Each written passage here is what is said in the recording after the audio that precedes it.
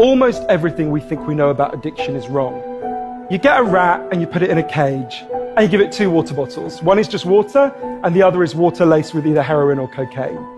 If you do that, the rat will almost always prefer the drugged water and almost always kill itself quite quickly. In the 70s, Professor Alexander comes along and he looks at this experiment and he noticed something. We're putting the rat in an empty cage. It's got nothing to do except use these drugs. Let's try something a bit different. So Professor Alexander built a cage that he called Rat Park. They've got loads of cheese, they've got loads of coloured balls, they've got loads of tunnels. Crucially, they've got loads of friends, and they've got both the water bottles, the normal water and the drugged water. But here's the fascinating thing. In Rat Park, they don't like the drugged water. They almost never use it. You go from almost 100% overdose when they're isolated to 0% overdose when they have happy and connected lives. What if addiction isn't about your chemical hooks?